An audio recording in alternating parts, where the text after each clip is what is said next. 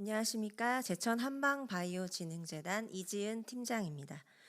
천연물 산업 세계화를 위한 기업 인식 개선 교육에 참여해 주시는 제천 한방바이오 클러스터 기업분들과 도내 천연물 관련 기업 관계자와 본 사업에 관심을 가지고 참석해 주시는 많은 분들께 감사의 말씀을 드립니다. 교육 시작하기에 앞서 잠시 안내 말씀드리겠습니다. 본 교육은 중기부 사업인 시군구 지역 연구산업 육성 B&R&D 사업의 일환으로 천연물 산업의 제조 진흥화를 위한 스마트 팩토리 확산과 함께 IT, 온라인 마케팅, 수출 활성화를 통한 기업 매출 증대를 목표로 본 사업의 참여 기관인 제천 한방바이오진흥재단에서 추진하고 있습니다. 교육 내용은 제조 진흥화, 디지털 마케팅 역량 강화, 그리고 수출 실무까지 총 3가지 분야의 내용으로 이곳 제천 한방생명과학관 현장 참여와 함께 유튜브 제천 한방재단 대표 계정에서 실시간으로 송출되고 있습니다. 본 화면을 보고 계시고 듣고 계신 모든 분들께서는 교육이 다 끝날 때까지 중간에 나가지 마시고 기업의 역량 업그레이드를 위한 적극적인 교육 참여를 부탁드리겠습니다. 교육 중에 온라인 참여자 중에서 질문 내용이 있으시면 실시간 댓글로 좀 남겨주신다면은 교육을 마친 후에 강사님께서 답변을 해주시겠습니다. 오늘은 디지털 마케팅 역량 강화의 주제로 오늘부터 내일까지 2번에 걸쳐서 교육을 진행하는데, 교육을 해주실 강사님께서는 현재 주식회사 비트월드의 CEO이자 경복대학교 글로벌 마케팅 겸임 교수로 계시면서 광주 테크노파크 중국 비즈니스 센터장을 역임하고 계신 분입니다. 김성완 대표님을 모시고 강의를 듣도록 하겠습니다.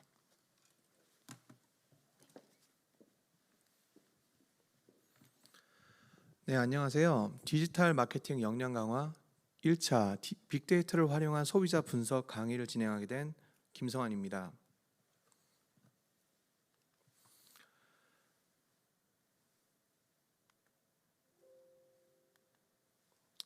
네, 강의에 앞서 빅데이터라는 부분에 대해서 여러분들이 생소할 수도 있고요. 혹은 많이 들어보셨던 얘기일 수도 있을 것 같습니다. 사실 이제 4차 사업 혹은 6차 산업이 발전하면서 여러분들이 빅데이터라는 중요성 부분이 얼마나 있는지 아직까지 공감을 못하는 분들도 있다고 생각을 해요. 빅데이터를 하나의 그림으로 한번 표현해 봤습니다. 석유가 나고 유전이 터졌을 때 많은 분들은 이거에 대한 가치를 초기에 몰랐어요. 하지만 이 유전이 터지고 가공되고 활용하는 순간에는 이 유전을 가진 자들이 부를 같이 갖게 되는 시대가 온 거죠. 이 빅데이터 또한도 여러분들이 하나의 유전과도 같습니다. 유전은 애초부터 있었어요. 땅에요. 찾기 전까지요. 빅데이터, 정보도 여러분들이 현재도 가지고 있는 정보고, 그리고 이후에도 활용할 정보입니다. 하지만 그 가치라는 부분들이 발전하는 시점에 따라서 그거의 가치가 다르게 형성된 거죠. 그것처럼 여러분들이 빅데이터에 대한 관심을 가지고 빅데이터를 유념해야 될 혹은 알아가야 될 이유가 이 자리에 있다고 생각을 합니다. 오늘 본 강의는 가능한 사례를 중심으로 즐겁게 편하게 좀 진행하려고 하고 있어요. 하지만 기본적인 빅데이터에 대한 이해가 필요하므로 조금 더 지루한 내용들이 있다고 하더라도 참고해서 좀 꾸준하게 꾹 참고 들어주시면 감사드리겠습니다.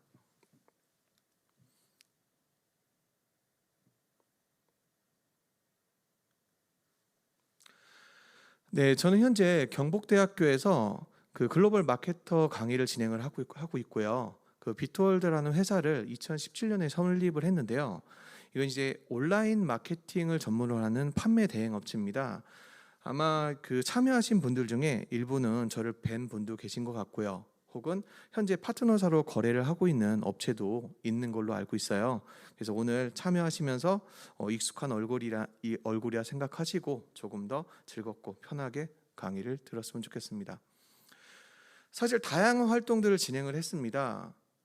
중국 쪽에서 제가 많은 시간들을 보내면서 중국에 대한 문화를 이해하고 그에 따른 수출 가능성 있는 상품들을 추천하는 업무들을 하면서 현재 광주 테크노파크 해외 비즈니스 센터를 운영하고 있긴 한데요. 이것 또한도 하나의 정보의 가치가 모여서 빅데이터라는 부분의 형성으로 인한 가능성 혹은 기회를 타진한 것이 아닐까 생각을 합니다. 본 강의는요. 1차는 이제 활용 사례에 대한 강의를 진행할 거고요. 두 번째는 빅데이터란, 그리고 빅데이터의 특징, 빅데이터의 분석 과정 및 기술, 빅데이터의 도입 효과, 그리고 마지막으로는 빅데이터에 대한 도입을 통해서 여러분들이 좀 더 공감할 수 있을 만한 사례를, 최근의 사례를 한 번 더 안내를 드리는 걸로 진행하겠습니다.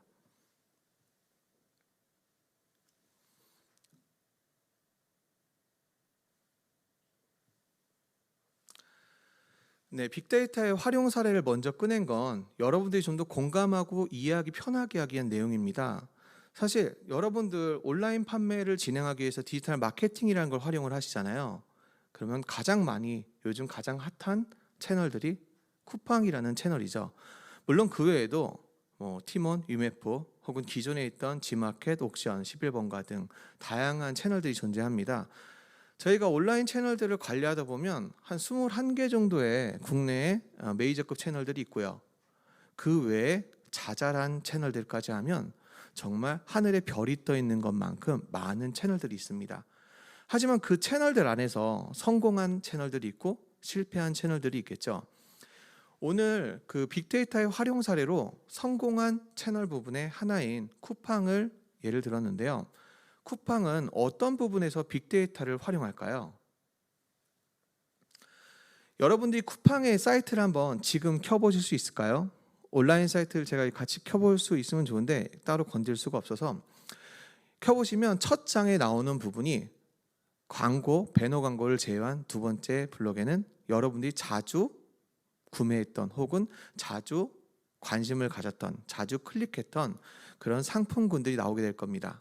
혹시 지금 보시고 계신가요? 그 아래쪽에는 추천 상품이라는 것이 존재하죠. 여러분들이 이 추천 상품은 어떤 구조 내에서 추천을 하는 것일까 한 번 더 고민을 해보셔야 될 이유가요. 이 빅데이터를 활용한 기준과 빅데이터를 활용하지 않은 기준의 채널들의 차이점을 거기서 느낄 수 있을 겁니다. 이 빅데이터를 활용한 채널들은 추천 상품에 대한 예측이라는 것을 존재합니다. 이 추천 상품의 예측이라는 부분은 이 채널이 갖고 있는 추천이 아니고요. 각각 개인이 갖고 있는 구매 성향에 맞춘 추천을 예측해서 노출을 진행한다는 거죠. 이 추천 상품은 10분이라는 단위를 가지고 지속적으로 변동해서 노출을 진행하게 되고요. 이건 사람이 하는 게 아니죠. 기계가 로직으로서 운영되는 부분이고요. 그걸 통해서 여러분들에 대한 구매 패턴을 인식하고 구매가 이루어지는 과정에서 최적화된 서비스를 제공하게 됩니다. 이 최적화된 서비스의 가장 핵심적인 내용들은 뭘까요? 여러분들이 제품을 구매할 때 가장 유념하는 것, 첫 번째는 어떤 제품을 구매하고 싶을 것인가 라는 분류가 정해지겠죠. 그럼 그 분류를 보고 두 번째는 무엇을 볼까요? 브랜드 인지도를 보겠죠. 그럼 세 번째는 뭘 보죠? 가격을 보겠죠. 조금 더 남들보다 저렴하게 구매하고 싶은 소비자의 욕구에 맞춰서요. 그것처럼 이 쿠팡이 지금 현재 G마켓을 앞서서 1위의 채널이 될 수 있었던 가장 핵심적인 거는 개개인한테 제공하는 추천 서비스가 여러분들의 만족감을 제공했다라는 것이죠. 물론 그 근본에 있었던 건 무료 배송 혹은 좀 더 발전된 로켓 배송, 요즘 이제 제트 배송이라고 해서 새벽 배송까지 있죠. 고객의 니즈가 어디에 있는지 또한도 분석해서 맞춰지는 서비스가 이루어졌다는 겁니다. 하나의 예로 여러분들이 그냥 로켓 배송이라는 부분을 편하게 쓰고 있고 제트 배송을 즐겨 쓰고 있지만 이 부분의 서비스가 왜 생겨났을까요? 이 부분부터가 빅데이터를 얼마나 효율적으로 활용할 수 있는 부분의 예가 될 수도 있습니다. 이 부분은 여러분들이 만족도에 대한 제품의 구매 만족도의 결과치가 어디서 존재했냐라는 걸 빅데이터 한 거죠. 좋은 제품을 구매했어요. 하지만 제품이 배송 기간이 늦었어요. 그러면 5점 만점에 몇 점을 주게 될까요? 제품의 가치보다 구매에 대한 만족도 혹은 과정의 만족도, 수령의 만족도가 상대적으로 높은 만족감을 가져다 줬다 라는 부분이 쿠팡이 로켓 배송을 시작하게 된 계기가 될 겁니다. 그 외에 이제 많은 업체들이 이제 빠른 배송들을 서비스를 진행을 하고 있죠. 이런 것처럼 여러분들이 어떤 채널을 운영하는 분들도 계실 거고 혹은 상품을 제작하는 분들도 있을 겁니다. 이 빅데이터를 활용하는 부분은 고객이 어떤 만족감을 갖게 되느냐라는 부분들을 가지고 접근해 보시면 조금 더 높은 활용도가 있을 거라고 생각합니다.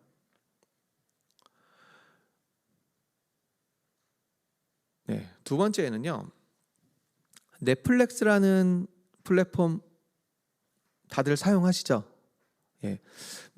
사용하시는 분들도 있고 사용하지 않는 분들도 있을 겁니다. 근데 저는 주로 사용을 하고 있어요. 이 넷플릭스 또한도 본인이 추천하는 제품들에 대한 추천하는 영화, 드라마에 대한 내용들이 상당히 다 뜨죠. 요즘에 대부분의 웹들은 로직을 기반으로 빅데이터에 대한 활용 부분이 들어가 있습니다.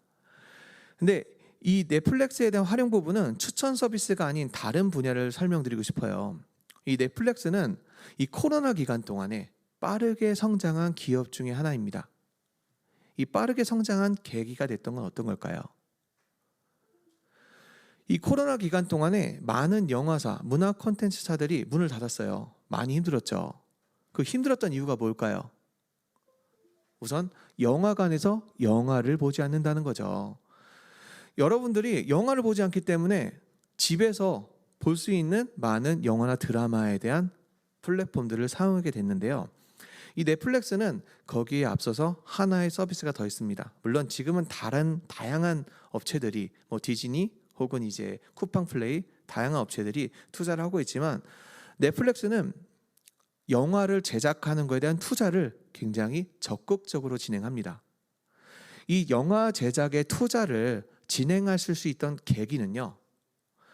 사람들이 좋아하는 영화의 가능성과 가치를 빅데이터를 통해서 수집을 한다고 합니다.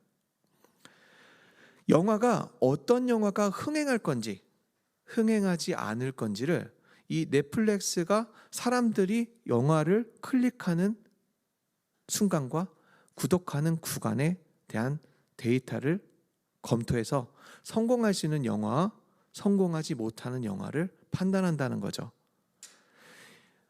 현재 다행스럽게도 넷플릭스는 이 부분의 정확도가 70% 이상이라고 합니다. 그만큼 많은 비용을 투자할 수 있는 가치가 있다라고 판단하는 거죠. 그리고 넷플릭스가 성공할 수 있는 기반이 될 수 있는 건 많은 유저를 보유하고 있다는 거죠. 그 많은 유저 안에서 타겟 마케팅이 가능한 소스를 갖고 있다는 겁니다. 모든 사람들이 한 달에 지금 넷플릭스 비용이 한 12,000원 하나요? 네, 저도 그 집에서 보는 영화까지 포함해서 쓰니까 3만 얼마 정도 되더라고요. 자주 사용하고 있는데 이 비용이 아깝지가 않아요. 왜 아깝지 않을까요? 생각보다 많은 시간들을 이걸 보는데 사용하고 있습니다. 이 보는 걸 사용하는 것들은 사람마다 각자 다르게 다르게 영화를 선택하고 드라마를 선택하겠죠. 35,000원의 비용을 한 사람이 몇 시간을 썼을 때 아깝지 않다고 느낄까요? 사실 가늠하기는 어렵죠. 하루에 2시간 이상을 유튜버나 넷플릭스를 보고 있다. 이런 사람들은 절대 아깝지 않습니다. 영화 한 편에도 10,000원이 넘으니까요. 그런 사람들의 타겟을 기준으로 해서 넷플릭스는 마케팅을 진행할 수 있는 방법이 가능하다는 거죠. 이 마케팅은 넷플릭스 안에서 진행하는 게 아닙니다. 넷플릭스를 가입하게끔 하려고 하는 사람들의 대상이 어떤 사람들인지 파악한다는 거죠.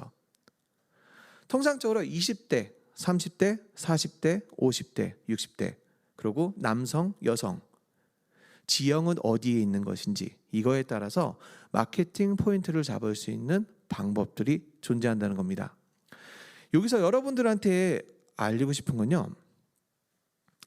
여러분들이 내가 판매하고자 하는 제품 부분이 과연 누구 손에 갔을 때 가장 큰 만족을 느낄 것인가? 이거를 알 수 있는 게 가장 중요하다는 겁니다. 이 내용은 강의 내용에도 한 번 더 나오니까요. 한번 강의 내용에서 좀 더 자세하게 설명을 드릴 수 있도록 하겠습니다.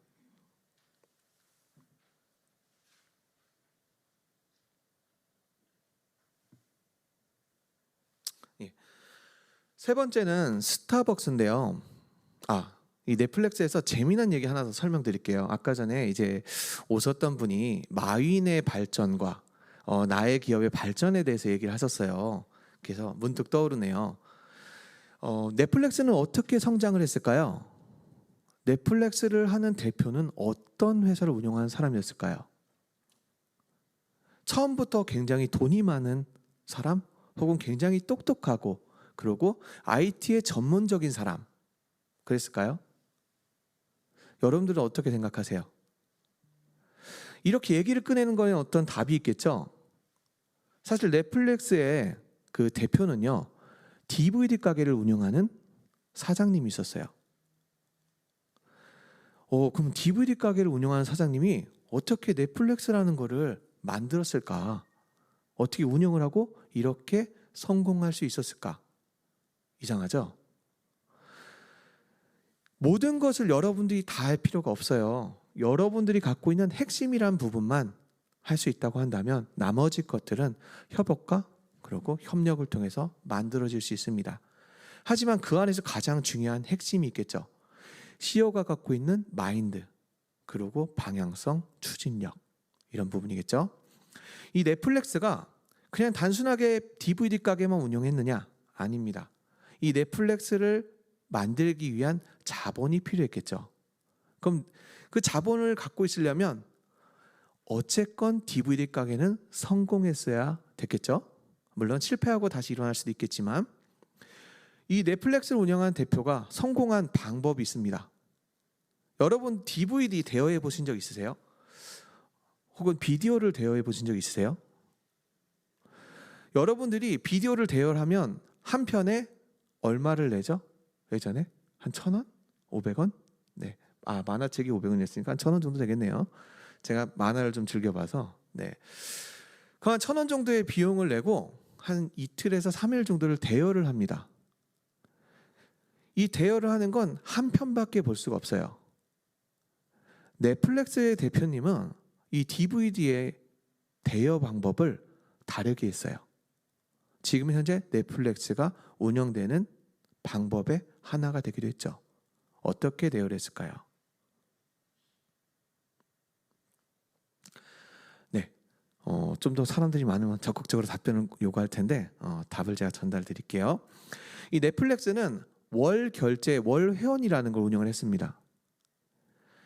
한 달에 10,000원만 내면 내가 보고 싶은 비디오, DVD를 마음대로 볼 수 있어요. 단 조건이 있죠. 보던 DVD를 반납했을 때. 간단하게 계산하면 하루에 하나씩을 빌렸을 때 30,000원인데 한 달 동안 10,000원으로 내가 30편, 50편도 볼 수 있어.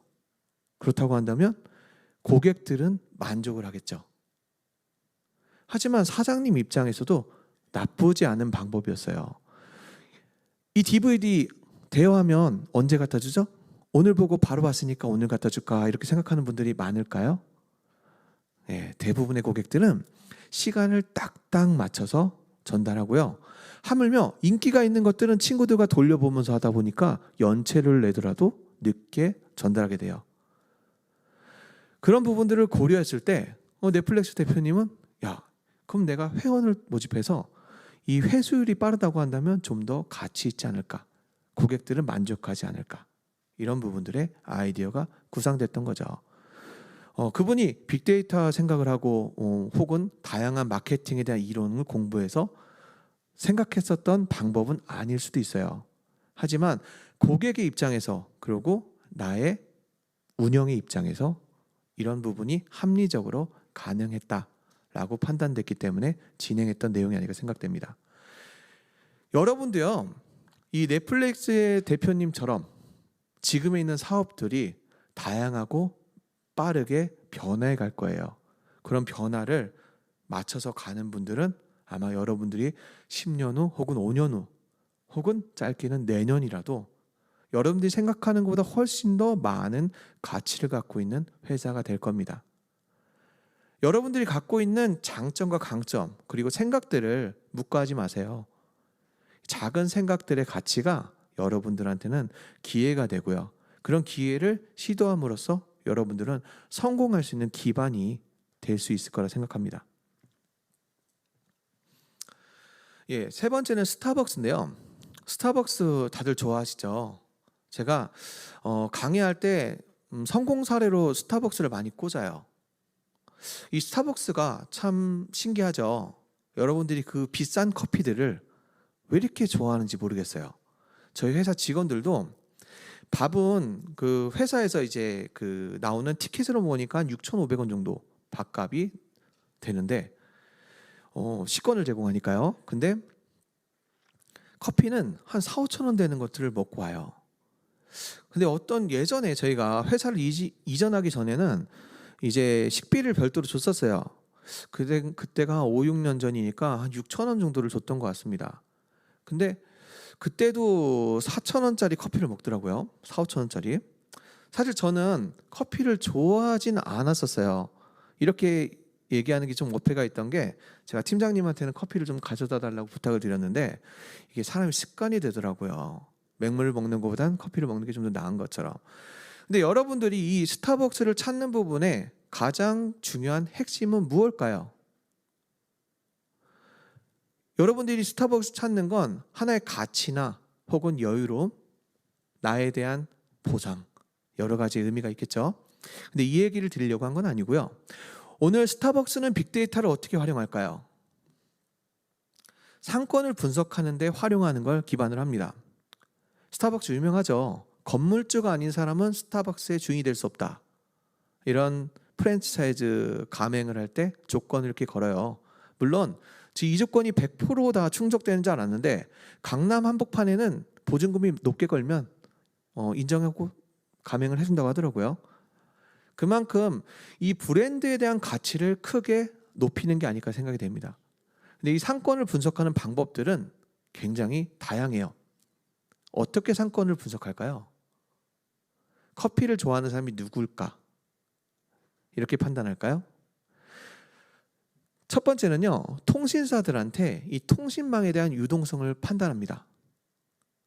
예를 들어 KT, SK, LG 사용하는 유저들을 뒀을 때 KT나 SK, LG에서 사용하는 유저의 20, 30대 분들, 커피를 가장 많이 소비하는 분들에 대한 유동성이 어디서 가장 많이 이루어지는 걸 이 휴대폰 통신사의 회신을 가지고 판단한다고 합니다.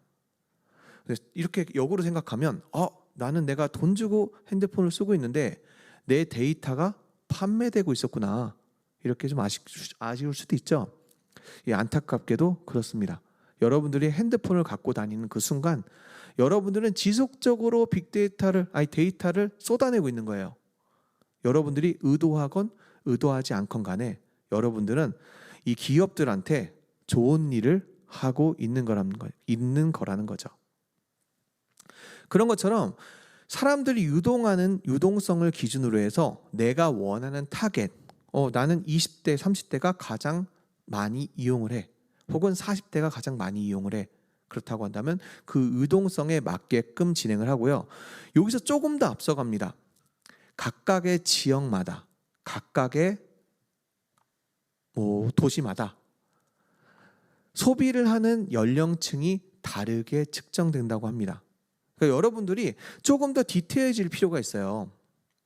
단순하게 내 제품은 20대가 좋아할 만한 제품이야, 30대가 좋아할 만한 제품이야가 아니고요. 여러분들이 이 제품을 판매할 때 어떤 채널에서 어떤 사람들이 내 제품을 구매할 수 있는 여력이 있는지를 판단하는 디테일이 필요하다는 거죠. 간단하게 여기서 예를 하나 들어볼게요. 대한민국엔 정말 많은 채널이 있습니다. 그러면 크게 오픈몰, 지마켓 11번가, 그다음에 옥션 이런 부분들을 오픈몰이라고 하고요. 그다음에 소설몰이 있죠.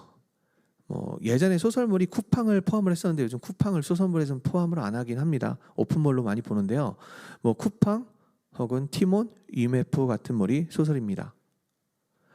그 하나가 더 있어요. 전문몰 혹은 백화몰이라는 게 있죠. 롯데, 뭐 SG, AK 이런 몰들. 왜 이걸 설명을 드렸을까요? 여러분들이 여러분들에 대한 제품을 판매할 때 왜 스타벅스처럼 분석을 할 때 어떻게 접근해야 되느냐? 이 상권을 분석하는 건요. 여러분들이 어떤 채널을 들어가고자 하는 것과 같습니다. 모든 채널을 난 다 들어갈 거예요. 좋죠. 지금 제가 말씀드린 것처럼 메이저급 채널만 20개가 넘는다고 했죠. 1인 기업들이 20개에 대한 채널을 다 관리할 수 있다. 거의 불가능합니다. 제품들을 발주받고 그리고 제품들에 대한 발주가 내용들을 체크도 하고 뭐 광고, CPC도 붙이고 각 채널마다 MD들이 연락하는 부분에 구자 행사라든가 이벤트 행사를 들어가는 부분에 과정도 준비하고 사실 불가능해요. 거의 불가능에 가깝습니다. 그렇다고 한다면 여러분들은 스타벅스가 상권을 분석하듯이 여러분들이 어떤 채널에 들어갈 건지에 대한 계획을 짜셔야 된다는 거죠. 일반적인 오픈 채널 부분의 장점은요. 진입이 굉장히 편해요. 수수료가 저렴합니다. 근데 그만큼 경쟁이 굉장히 높아요. 가격적인 부분에 사람들의 반응들이 굉장히 빠르게 옵니다. 그럼 두 번째로는 소설물들이요. 소설물들은 우선은 일반 구자에 대한 판매는 거의 이루어지지 않아요. 행사 구자를 제외한 나머지의 일반 구자는 판매율이 10%도 안 된다고 합니다. 아마 지금 티몬이나 위메프를 들어가신 분들은 잘 아실 거예요. 티몬에서 약간의 꼼수를 쓰고 있어요. 내가 너네들의 제품들에 행사를 들어갈 수 있는 채널을 줄 테니 나에게 수수료를 이만큼 높여주렴. 그 대신 요즘 다들 힘들다고 하니까 행사를 안 들어오면 내가 수수료를 이만큼 낮춰줄게. 우리는 고객 판매자들을 위한 회사야. 이렇게 얘기를 하고 있죠. 실제 지금 한 1%에서 2% 정도의 수수료 차이가 있어요. 행사를 들어가는 채널과 구자를 갖는 것과 행사가 들어가지 못하는 구자를 갖는 것. 역으로 얘기하면 행사가 잡히지 않는 채널들은 판매가 거의 이루어지지 않습니다. 특정한 제품을 제외하고요. 그 세 번째 전문몰, 폐쇄몰 같은 경우는 전문몰, 백화몰 같은 경우는 굉장히 수수료가 높아요. 많은 높을 때는 제가 수수료 최대치는 28% 그리고 MD에 대한 이제 그 구자 노출을 상단했을 때는 35%까지 낸 적이 있어요. 굉장히 높죠. 야, 그 채널들 돈 많이 벌겠어요. 예, 지금 다들 돈 많이 벌고 있긴 한 것 같아요. 온라인을 통해서. 근데 이 얘기에 대한 초점은 뭘까요? 여러분들이 여러분들의 제품을 입점시켰을 때 이 채널마다 사용하는 사람들의 생각과 방법이 다르다는 겁니다. 그리고 연령층과 소비의 력도 달라요. 단순하게 이 스타벅스가 상권 분석을 할 때 야, 우리 제품들은 20, 30대가 많이 쓰는 거니까 여기에 강남 한복판에, 명동 한복판에 우리 내면 우리는 대박을 해. 이렇게 생각했을까요? 첫 단추는 그럴 수도 있습니다. 단 이 사업들이 확장하고 이 스타벅스가 브랜드하기 위해서는 어떤 부분이 필요할까요? 확장을 해야죠. 넓어져야죠. 체인점이 많아져야죠. 그러면 잘 되는 체인점 외에도 다양한 지역 내에, 다양한 공간 내에 확장을 해야 돼요. 그러면서 리스크를 최소화해야 되겠죠. 그러기 위해서 상권 분석을 할 겁니다. 어느 지역에는 20대, 30대를 타겟을 할 수 있지만 어느 지역은 30대, 40대를 타겟을 할 수 있습니다. 혹은 그 이상을 할 수도 있겠죠. 그런 것처럼 여러분들의 제품들 또한도 내 제품을 단조롭게 누가 한 사람만이 사는 게 아닌 좀 더 다양한 사람들이 구매하고 다양한 사람들이 이 제품들을 판매할 수 있다라고 생각할 수 있는 생각을 갖고서 접근을 해야 돼요. 단 정확한 타겟은 있어야죠. 내 제품은 30대 아줌마들 젊은 출산한 지 얼마 되지 않은 아줌마들한테 굉장히 좋은 핫한 제품이야. 이렇게 접근해 보는 것도 방법일 수 있어요. 하지만 이거를 접근했을 때 채널을 선택하는 건 좀 다를 겁니다. 그러면 이 아줌마들은 어느 채널을 주로 이용을 할까? 이런 부분들을 한 번 더 고민해 봐야 된다는 거죠. 이 채널들을 이용하는 방법들이 각각의 좀 차이가 있어요. 대표적으로 35%의 수수료, 28%의 수수료를 내면서 왜 거기를 들어갈까요? 의외로 많은 사람들이 백화몰에 대한 제품 구매만 하는 분들이 계세요. 아마 핸드폰 웹에 내가 제품을 구매할 때 20개에 대한 채널이 다 깔려 있냐? 그렇지 않습니다. 보통 2-3개 정도에 대한 마켓 채널들을 깔아놓고 사용하죠. 그럼 그 마켓을 깔아놓는 사람들의 성향들이 있는 거예요. 조금 더 비싸더라도 나는 안정적이고 그리고 깔끔한 제품들을 구매하겠다. 동일한 제품이라도 왠지 백화점에서 하면은 좋아 보이잖아요. 그렇지 않나요? 백화점이 아직까지 망하지 않는 이유는 아마 그런 이유가 아닐까 생각돼요. 검증되거나 혹은 좋은 서비스를 구축하고 있는 구조가 고객의 만족감을 갖는, 역으로 얘기하면 그런 만족감이 제품의 가격보다 조금 더 우선시되는 사람들이 백화몰에서 구매한다는 거죠. 여러분들에 대한 타겟층을 어떻게 잡냐에 따라서 어느 채널을 집중하느냐가 중요하다라는 내용을 스타벅스의 내용을 가지고 한번 참조해 봤으면 좋겠고요. 이 스타벅스는요, 또 추천 시스템이라는 게 있어요. 각각에 오면 각각의 매장마다 다 동일한 추천을 하지 않습니다. 요즘 이제 보면 바깥에 LCD 그 모니터로 이제 메뉴판을 관리하죠. 그 모니터에서 추천하는 서비스는 각각 지역마다 다르게 추천을 하고 있어요. 20, 30대가 많이 오는 데는 20, 30대에 대한 제품들을 위주로, 30, 40대가 많이 오는 데는 30, 40대에 대한 위주의 제품들로 추천을 하는 서비스를 한다는 거죠. 이 추천 서비스가 어떤 의미를 가질까? 조금 더 깊게 생각해 보면 기업들이 가장 힘들어하는 게 뭐죠? 생산 기업들은 다 공감하실 거예요. 가장 힘든 게 뭘까? 재고죠. 재고. 제품들이 다양해졌을 때 가장 힘든 건 재고입니다. 돈을 열심히 해갖고 판 것 같은데 매출도 않는데 왜 난 주머니에 돈이 없지? 라고 생각한 대부분들은 창고를 열어보시면 알 수 있어요. 창고에 돈들이 쌓여있죠. 그런 것처럼 이 추천 시스템이 이루어진다는 것은 구매자에 대한 니즈를 분석하고 그거에 맞춰진 제품의 재고를 확보할 수 있다는 거죠. 이건 즉 여러분들이 돈을 벌 수 있는 혹은 돈을 잃지 않는 방법의 하나일 수 있다는 거 꼭 참조하시면 좋을 것 같습니다. 네, 자라. 자라 의류 다들 아세요? 스파 브랜드. 생산, 가공, 유통 이 모든 거를 한 업체에서 진행하는 걸 스파 브랜드라고 합니다.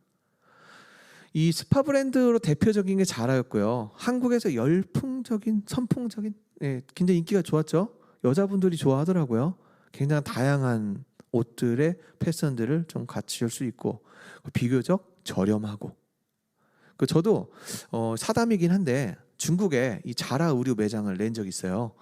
2010년도부터 해서 한 7년간 운영을 했습니다. 제가 이제 앞서 얘기했던 저는 참 많이 팔았거든요. 한 달에 그래도 제가 이제 수입해온 양이 한 4, 5억 정도 됐으니까 보통 300배를 보여요. 근데 제가 2배치를 보더라도 그래도 한 달에 한 10억씩은 팔았을 거 아니에요. 생각해보고 한 7년 동안 운영하고 나니까 돈이 별로 안 남더라고요. 왜 안 남았냐? 창고를 열어보니까 그렇게 옷이 많을 수가 없어요. 제가 그래서 한 5년간 옷을 안 샀었습니다. 지금도 자주 사는 편은 아닌데 그 옷을 어떻게든 간에 제가 입어보려고 했는데 몸무게가 계속 찌다 보니까 맞는 옷이 없더라고요. 이 재고라는 부분이 그만큼 기업한테는 큰 타격을 줘요. 그래서 이 많은 생산 기업들은 재고를 어떻게 줄일 수 있느냐를 관건으로 두고 봅니다. 이 자라는요, RFID 태그라는 게 각각의 옷마다 다 들어가 있어요. 거기에는 옷에 대한 정보가 들어가 있는 거죠. 가격 태그가 아니고요. 이 옷이 어떤 옷인지, 어떤 색상인지, 그리고 어떤 사이즈인지까지도 이 태그 안에 다 들어가 있습니다. 이 자라는요, 굉장히 많은 매장들이 매일마다 판매된 수량의 태그의 정보를 본사 쪽으로 넘기게 됩니다. 매일매일요. 그 매일매일 나오는 정보를 기반으로 디자인에 대한 색상, 디자인에 대한 취향 혹은 사이즈 등등에 대한 도표를 갖고 생산을 진행하게 되죠. 왜 자라를 좋아했어요? 자라가 옷 종류가 너무 많아요. 그리고 이 자라는 특이하게 각각의 국가별로 옷이 다 다르게 만들어집니다. 한국에 있는 자라와 캐나다에 있는 자라와 스웨덴에 있는 자라가 미국에 있는 자라가 다 달라요. 옷들이. 물론 아시아에는 좀 일부 중복되는 것들이 있는데 그렇다고 하더라도 각각의 국가마다 자라에 대한 의류는 다르게 생산되고 있습니다. 어떻게 이렇게 할 수 있을까요? 이 빅데이터에 수집된 정보에 대한 확신이 있기 때문에 그렇게 하겠죠. 그 확신은 어디서 생겨나죠? 과거 선례를 통한 가치. 네. 그 옷의 선호도를 분석하는 거, 효율적인 재고 관리를 하는 거, 여러분들이 가장 희망하시는 거 아닌가요? 여러분들이 대기업과의 경쟁에서 이기기가 어렵다고 자주 얘기하는 거론되는 게 있어요. 뭘까요? MOQ. 네. 기업들은 한 10만 개, 100만 개씩 뽑아내요. 어떻게 가격을 맞춥니까? 우리는 2,000개, 많아봐야 10,000개씩 뽑아내는데 이렇죠. 이 자라에 대한 의류 부분도 그러면 그렇게 뽑으면 가격이 비싸지 않아요? 어떤 의류는 많은 양을 뽑겠죠. 어떤 의류는 작게 뽑을 거고요. 이거는 여러분들의 확신을 가질 수 있는 하나의 분석된 자료가 있기 때문에 가능하다고 생각합니다. 그래서 여러분들이 빅데이터라는 부분 굉장히 생소하고 어려울 수 있어요. 하지만 그냥 가볍게 생각하세요. 시장에 대한 정보를 조금 더 많이 그리고 다양하게 습득해 볼 수 있는 눈과 귀를 열어놓으시면 돼요.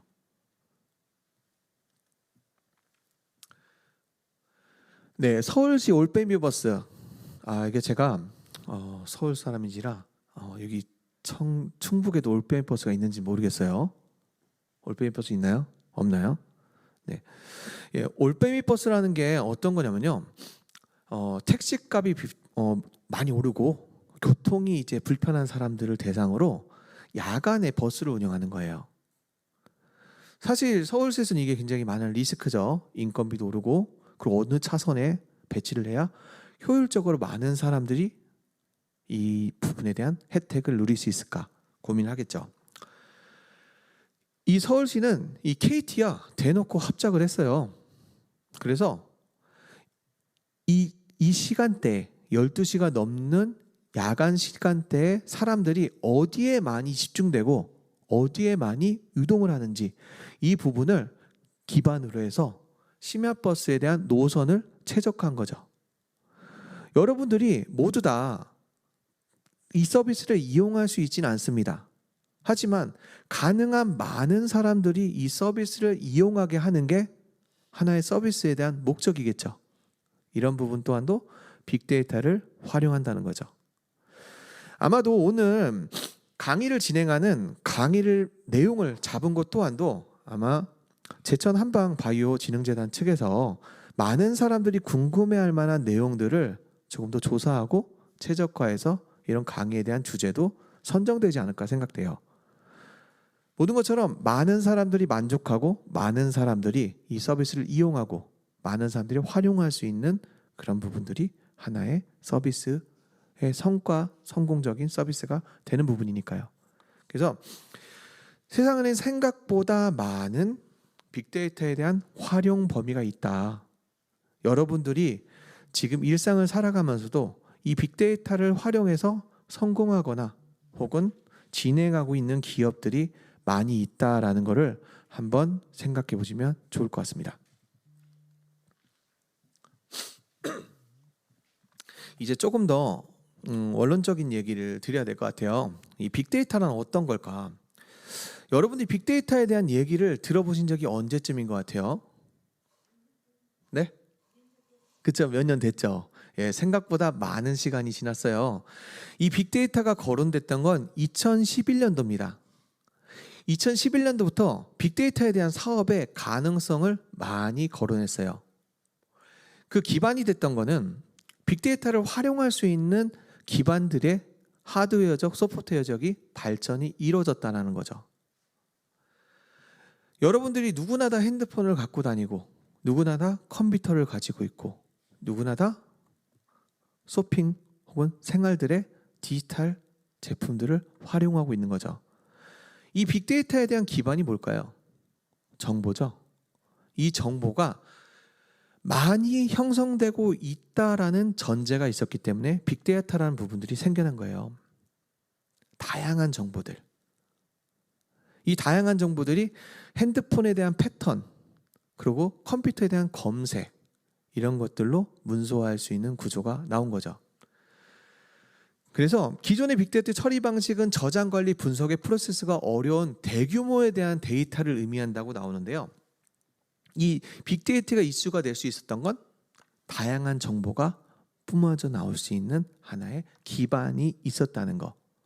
그리고 빅데이터의 필요성 부분은 아까 전에 선 사례처럼 소비자의 행동, 시장 변동을 예측하고 원가 절감, 제품 차별화, 조직의 투명성 향상을 통한 경제력을 강화시킬 수 있는 기반이 됐기 때문에 빅데이터가 자주 거론되고 있다고 보시면 될 것 같습니다. 여러분들은 빅데이터를 어떻게 활용하면 좋을까요? 빅데이터에 대한 가치는 어느 정도로 형성될까요?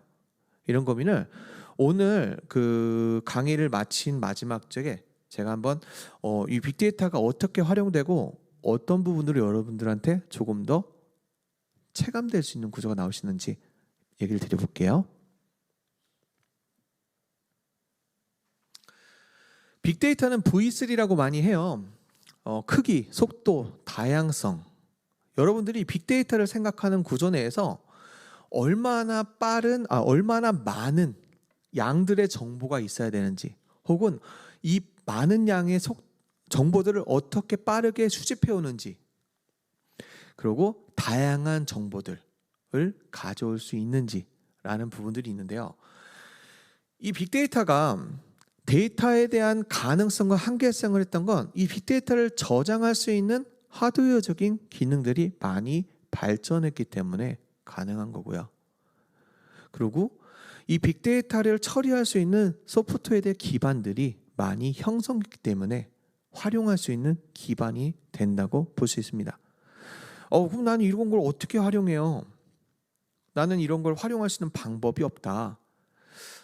온라인 제품을 판매하는 사람들은 혹시 태그란 거 아시나요? 태그 혹은 이제 그 키워드. 키워드와 태그가 그냥 여러분들이 사용하시는 부분이 빅데이터의 산물이라고 보시면 돼요. 많은 사람들이 제품을 검색해봤고 많은 사람들이 이제 제품을 검색해서 사용하는 부분들의 태그와 키워드들이 하나의 빅데이터에 대한 기반으로 보시면 좋을 것 같습니다. 이러한 빅데이터가요, 크기, 속도, 다양성 이 세 가지로만 진행되는 게 아니고요. 지금은 다양한 부분들의 발전을 통해서 가치, 정확성, 가변성, 시각화까지 제기가 되고 있습니다. 이 빅데이터가 정말 좋은 부분이긴 하지만 정말 안 좋은 부분이 있어요. 이 전 강의 때 이 얘기 나오더라고요. 이전 강의 때. 이 빅데이터는 정말 많고 다양한 자료들이 동시에 습득되다 보니까 어떤 사람한테는 필요한 정보가 있을 수 있고요. 어떤 사람들한테는 필요하지 않은 정보가 있을 수도 있어요. 그래서 이 정보들을 수집하는 단계 내에서 많은 정보를 수집해야지만 나한테 필요한 정보가 아닌 것들이 너무 많아. 그러면 이걸 어떻게 처리해야 될까라는 부분을 구분하기 위해서 나한테 가치 있는 정보냐, 가치가 없는 정보냐라는 걸 판단하는 필요성이 생긴 거죠. 두 번째는요. 유튜버를 보면 정말 많은 정보들이 올라오죠. 근데 이게 안타깝게요. 유튜브의 정보들이 다 정확한 정보는 아니에요. 생각보다 다른 정보들이 많이 존재하더라고요. 모르는 정보, 내가 알지 못하는 정보, 혹은 틀린 정보, 이런 부분들이요. 예를 들어 뭐 누가 돌아갔었더라. 근데 그 사람이 잘 살아 있어요. 누가 이혼했더라. 그 사람 참 친하게 참 부부관계도 좋고 앵커같이 살고 있는 그 앵무새처럼 살고 있는데 이런 내용들이 나오죠. 이런 것처럼 정보에 대한 검수와 분류 단계가 속도로 인해서 사라지면서 정보를 정확성에 대한 판단을 할 수 있는 필요성이 생겨난 겁니다. 많은 정보들을 습득하기도 쉽고요. 많은 정보를 배출하기도 쉬워진 세상이에요. 그렇기 때문에 그에 따른 정확성을 판단하는 기준 또한도 필요하다는 것이겠죠. 세 번째로는 가변성인데요. 정보는 한 사람, 두 사람, 세 사람을 거쳐오면서도 지속적으로 변화합니다. 전달하는 사람의 의도 혹은 방향성 혹은 생각에 대한 견해 등에 따라서 정보는 지속적으로 변해와요. 이런 내가 원하는 정보를 전달했다고 정확하게 전달했다고 생각하지만 이 정보는 전달되면서 변할 수 있다. 그 변한 부분들을 가변성으로 볼 수가 있는 거죠. 그래서 정보에 대한 출처와 정보에 대한 정확성을 판단했을 때 어떤 의도로 정보가 전달됐는지를 파악하는 것 또한도 정보를 습득할 때 필요한 방법이 아닐까 생각돼요. 그리고 시각화. 너무 많은 정보가 있어요. 여러분들이 이 정보들을 하나하나씩을 다 보는 게 너무 어려워요. 그래서 이 정보를 간단하고 명쾌하게 전달할 필요성이 존재하게 된 거죠. 여러분들이 제품을 구매할 때 정보를 어떻게 취득하나요? 상품을 볼 때 첫 번째 보는 게 뭐죠? 썸네일. 이 썸네일 안에서 제품에 대한 정보의 90%를 판단합니다. 이 제품이 뭐고, 어떻게 사용하고, 그리고 어떻게 나한테 이로울 수가 있는지를 기본적인 이미지 한 장으로 판단한다는 거죠. 그래서 여기서 하나 더 이제 시각화에 대한 내용이 나왔으니까 팁을 드리면, 여러분들은 좋은 제품을 만드는 거 좋아요. 근데 이 좋은 제품이 이 내용물이 중요한 것도 있지만요, 외관적으로도 중요하다는 겁니다. 이 외관만 봤을 때 판매자가 혹은 구매자가 어떤 생각을 가질지를 판단하시고 만드셔야 돼요. 그래서 시각화라는 거는 너무 많은 정보들이 있다 보니 이 정보에 대한 선택을 하는 과정 내에서 빠르게 선택할 수밖에 없고, 이 빠른 선택을 만들기 위해서 시각화를 통한 정보를 만든다는 거죠. 데이터 전체를 파악하고 패턴 분석이 어려워지면 가치의 중요성이 강조되고 있으며, 빅데이터를 분석하는 데 있어 기업이나 기관이 수집하는 데이터가 정확한 것인지 분석할 만한 것인지를 확인해야 하는 필요성이 생겼다는 거죠. 블로그, SNS를 통해서 자유롭게 정보를 생산할 수도 있고 습득할 수 있다 보니까 데이터의 맥락에 따라서 정보가 변동될 수 있다는 가변성 또한도 판단해야 되고요. 정보의 빠른 전달 수용자에 대한 이해를 위해서 시각화됐다는 것. 그래서 여러분들이 빅데이터의 정보를 활용하고 만드는 과정 내에서 가치 정확성, 가변성, 시각화가 필요하다는 것을 참조하시면 좋을 것 같습니다.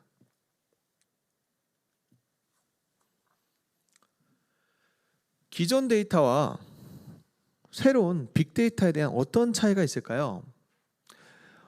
기존 데이터는 데이터의 원천적으로 보면요, 정보를 서비스하기 위해서 만들어진 정보예요.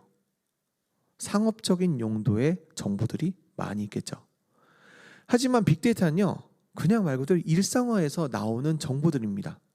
내가 걸어가고 있고, 어디를 가고 있고, 혹은 어떤 제품을 사고 있고, 어떤 제품을 사기 위해 클릭하고 있는 한 상황들이 빅데이터에 대한 정보가 생산되고 있다는 거죠. 두 번째 목적은요, 기존 데이터는 업무를 목적으로 정보를 생산합니다.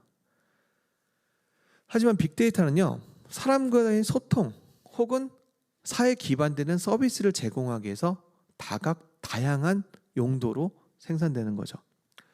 생산의 주체는 일반적으로 기본 데이터는 조직이나 그러니까 정부, 기업 같은 조직이 형성됐고요. 빅데이터는 개인과 시스템 혹은 조직, 기업도 포함을 시킬 수 있습니다. 데이터의 유형은요, 정형적이고 조직 내부고 비공개성을 갖는다고 한다면 빅데이터는요, 특정에 대한 정형 틀이 없어요. 그래서 비정형적이고 조직 외부에서 주로 발생되고 일부 공개가 이루어지고 있다는 거죠. 데이터의 특징은요, 기존 데이터는 관리가 가능하죠.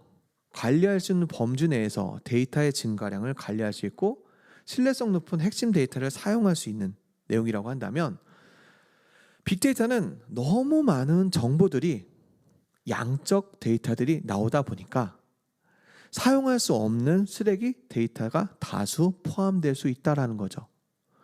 문맥 정보 등 다양한 데이터를 보유하는 부분도 필요하다는 거고요. 데이터의 보유 방법은 대부분은 조직이나 기업들이 상업적인 용도로 정보를 판매하기 위해서 데이터를 보유하고 한다면, 빅데이터는 자유롭게 서비스 기업들이 노출을 시키거나 포탈, 이동통신회사, 디바이스 회사들이 데이터를 갖고 있다고 보면 됩니다. 여기서 하나 되게 재미있고 뭐 유쾌하지만은 않습니다. 남겸 얘기니까 되게 신기한 얘기를 하나 전달드릴게요. 제가 2006년도에 2006년도 맞네요. 2006년도에 잡코리아와 업무 협약을 해서 잡코리아 업무를 좀 일부 진행한 적이 있어요. 한 3년, 4년 정도 제가 업무 협약을 했었는데, 그 당시 때 잡코리아의 가치가 얼마였는지 혹시 아세요? 당연히 뭐 모를 정보긴 한데, 예, 그래도 뭐 상품이라도 걸면 대답은 하실 건데, 그죠? 이 잡코리아의 가치는 1,700억이었습니다. 2006년도에. 이 가치를 어떤 부분을 평가를 했냐면요, 2006년도에 그 잡코리아가 해외 2007년도인가에 판매가 됐어요. 몬스터닷컴이라는 HR 미국에 있는 회사로 매각을 했습니다. 그때 판매 금액이 1,700억이었어요. 얼마 있다가 몬스터닷컴에서 이 잡코리아를 판매를 했어요. 얼마에 팔았을까요? 이거는 한번 좀 나올 볼만하죠. 한 10년 만에 판 것 같네요. 10년 만에. 가치가 얼마나 상승했을까요? 네, 1.7전. 역시 대표님이라고 하시 통이 크시네요. 아직까지 저는 그 정도의 가치를 못 만나봐서. 말씀 주신 것처럼 그 잡코리아의 가치가 그 10년, 2017년, 16년, 2016년도, 예, 그때 이제 그 다시 몬스터닷컴이 매각을 했어요. 그때 4천억대에 매각을 했습니다. 한 400억, 그러니까 3배치가 올라갔죠. 4,600억인가? 예, 매각을 했어요. 그 매각된 걸 최근에 한 2, 3년 전쯤에 다시 매입을 한 데가 있어요. 얼마에 매입을 했을까요? 딱 대표님이 얘기하신 것처럼 이제 조 단위 회사가 됐습니다. 그럼 이런 잡코리아가 왜 이렇게 많은 가치를 갖고 있어? 왜일까요? 앞서 그렇죠. 데이터. 2011년도부터 빅데이터라는 게 거론됐다고 했잖아요. 이 대한민국에서 20대, 30대에 대한 빅데이터를 가장 많이 그리고 쉽게 정확하게 갖고 있는 데가 어딜까요? 그렇죠. 지금 잡코리아가 이제 그 HR 플랫폼 1위거든요. 2위가 사람인 뭐 이렇게 하는데, 잡코리아가 가장 정확한 20, 30대 혹은 40대의 정보를 갖고 있겠죠. 이 정보를 가져다 줘요. 열심히 써서. 이 빅데이터의 수집 방법들이 좀 다르겠죠. 그런 것처럼 이 빅데이터에 대한 가치가 그만큼 커져나가고 있다는 겁니다. 여러분들이 의도하건 의도치 않건 빅데이터에 대한 흐름에 맞춰서 생각과 생활을 하고 있다는 거죠.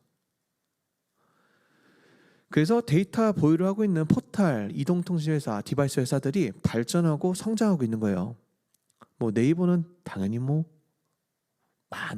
그보다 더 많은 가치를 가지고 있겠죠. 데이터의 플랫폼은 기존 데이터는 정형 데이터 생산, 저장, 분석할 수 있는 플랫폼, 그리고 빅데이터에는 비정형 대량 데이터를 생산, 저장, 분석할 수 있는 새로운 플랫폼의 로직을 기반한다는 거죠. 이 로직 기반이 굉장히 중요해요. 네이버가 너무 이제 그 얘기 많이 하나만 더 끊을게요. 네이버가 어떻게 성장을 했을까요? 네이버가 처음에 네이버 대표님이 삼성 출신입니다. 예, 이게 제가 오늘 교수님한테 전달되는 내용인데, 이 네이버가 처음에 생겨난 건 삼성 출신이 삼성에서 이제 퇴직자를 만들기 위해서 이제 내가 너네들이 창업을 하면 돈을 줄게, 얼른 나가라. 이제 뭐 본인이 퇴직을 좀 이제 하면 자기네들 투자하겠다 이거죠. 거기에서 중고책을 추천하는 로직, 이게 삼성에서 사용하고 있는 로직이었어요. 검색 프로그램. 이 검색 프로그램을 내가 중고책을 이제 추천하는 서비스로, 검색하는 서비스로 온라인 판매를 하겠다. 이걸로 창업을 할 테니 투자해 달라. 이걸로 시작한 거예요. 물론 지금은 뭐 포털 사이트를 운영하고 다양한 서비스들을 운영하고 있는 굴지의 기업이 됐지만, 그 당시 때는 중고책을 판매하고자 로직을 사용하려고 했던 겁니다. 그 로직이 지금 발전해서 네이버에 대한 성장이 됐던 거고요. 그만큼 이제 정보라는 것을 활용하는 부분에 따라서 이 정보의 가치가 달라질 수 있다는 거 정도만 좀 가볍게 넘기고 갈게요.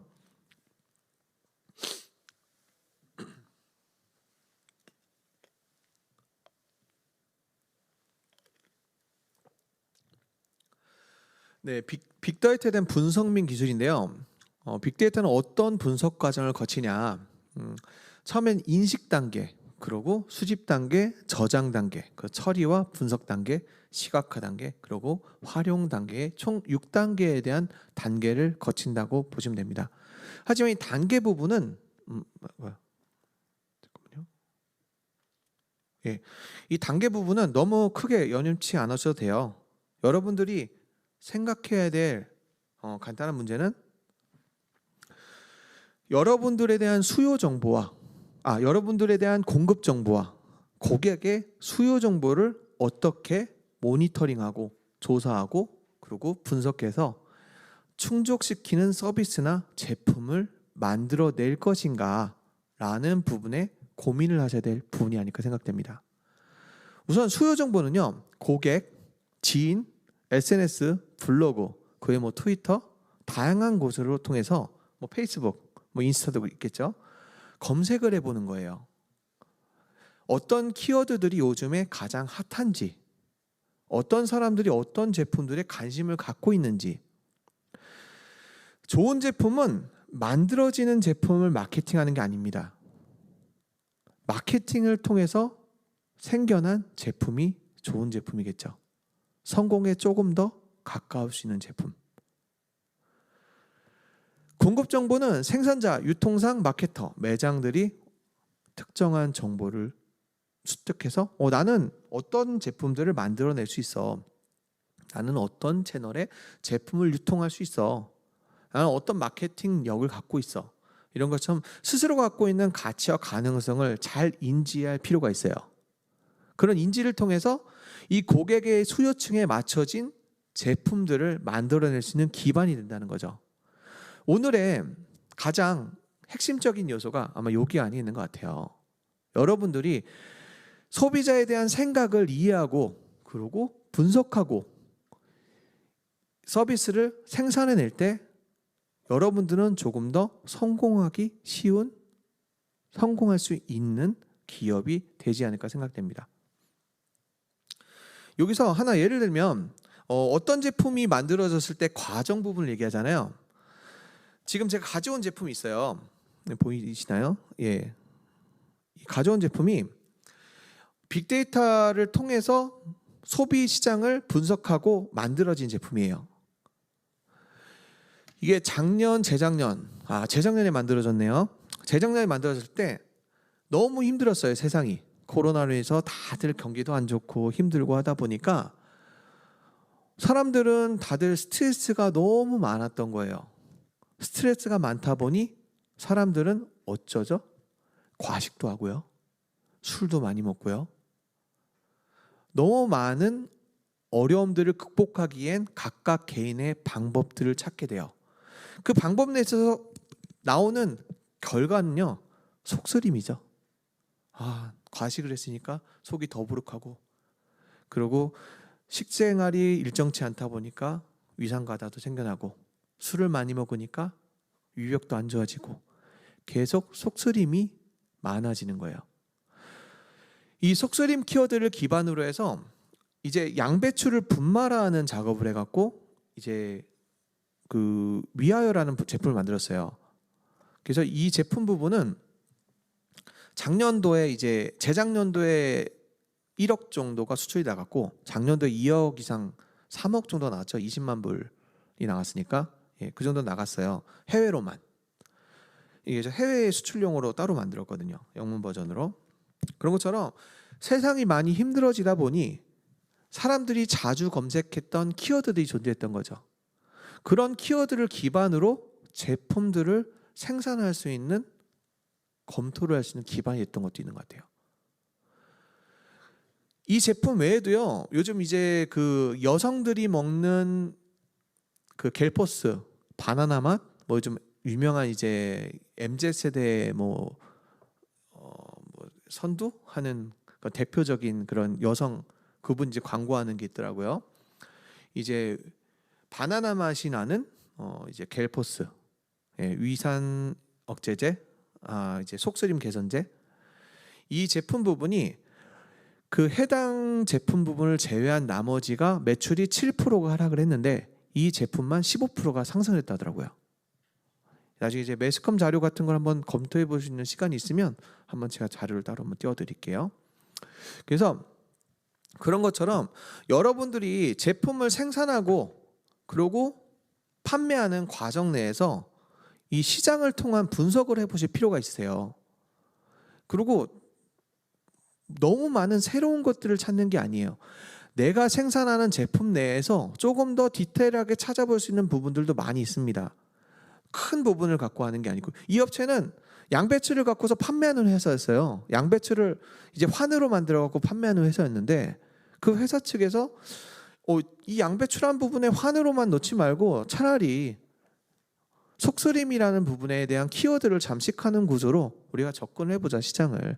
이런 부분으로 시장을 접근해봤던 거죠.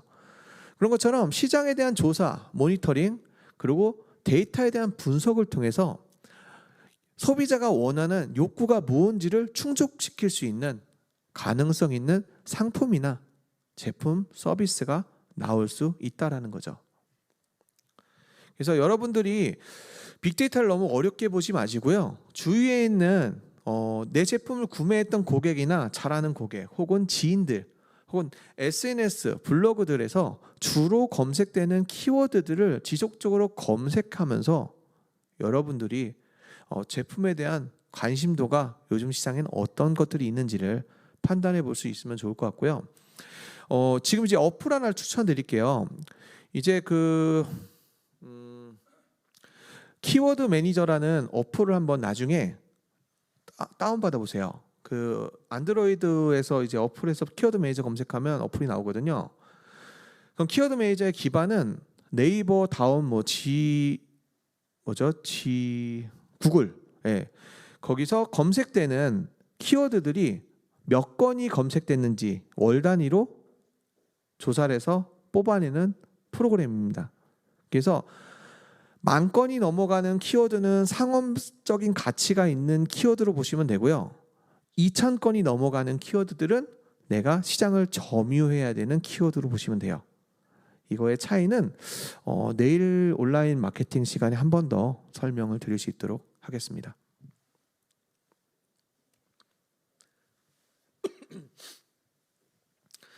데이터를 수집하는 기술 또한도 다양하게 있는데요. 정형 데이터, 반정형 데이터, 비정형 데이터. 어려운 말이죠. 그냥 간단하게 보시면 정리되어 있는 정보인지 이 프로그램에 넣을 수 있는 정보로 만들어진 건지 아니면 마구잡이로 정보들이 있는 건지에 따라서 정형, 반정형, 비정형으로 나눈다고 보면 될 것 같습니다. 그 수집 방법 부분은 ETL 데이터를 추출하고 공통된 형식으로 변화하여 데이터 웨어하우스에 적재하는 과정을 지원하는 부분, 하나의 프로그램들을 활용해서 제품을 저장하는 방법이죠. 크롤링, 방문한 웹사이트의 웹페이지 등 인터넷에 공개되어 있는 데이터를 수집하는 방법, 그리고 로그 수집기, 내부에 있는 웹서버로 그 수집, 센싱 같은 각종의 센서들을 IoT 같은 센서를 통해서 수집하는 방법, 이런 방법들이 존재합니다. 여러분들이 주로 사용하실 부분들은 크롤링과 로그 수집기가 되지 않을까 생각되고요. 혹은 제품 부분에 대한 데이터를 형성시킬 때 좀 더 전문화된 데이터를 만들고 싶다면 센싱을 활용한 이제 데이터 수집도 좀 더 용이하지 않을까 생각이 되네요. 빅데이터의 분석 기술은요, 고객 데이터의 관계 분석, 대용량 멀티미디어의 분석, M2M, 센서 정보 분석, SNS, 비정형, 데이터 분석 등이 존재하죠. 네.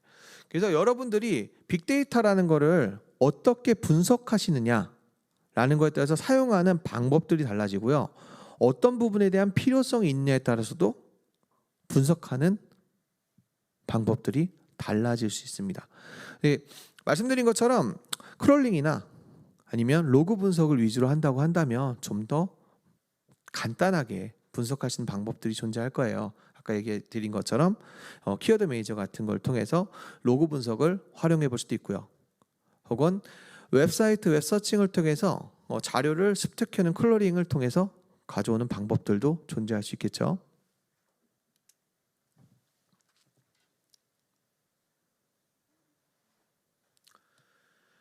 네, 빅데이터에 대한 분석 기술은요, 다양하게 있습니다. 근데 여러분들이 그냥 간단하게 생각하셨으면 좋겠어요. 정보를 습득하는 방법 부분은 여러분들이 여러분들에 대한 정보들을 다양하게 문서화시켜 놓고 그 정보들을 가지고 분석하거나 혹은 분류해내가는 과정들이 거치면 되는 내용이고요. 텍스트 마이닝, 웹 마이닝, 오피니언 마이닝, 리얼리티 마이닝, 소셜 네트워크 분석, 분류, 군집화, 기계학습, 감성 분석이라고 하는데요. 그냥 말 그대로 여러분들이 그 텍스트, 종이에 적혀 있는 문서를 보느냐, 웹에 있는 내용을 보느냐, 이런 거에 따라서 분석하는 기술이 달라진다는 거지만 이 분석하는 방법들은 수집하는 건 아까 말씀드린 것처럼 크롤링이나 아니면 로그 분석을 통해서 정보를 수집한다고 보시면 될 것 같습니다.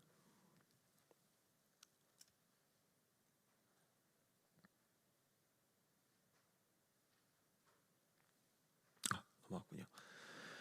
예, 수집되는 유형은요, 정형 데이터, 반정형 데이터, 비정형 데이터가 있는데요.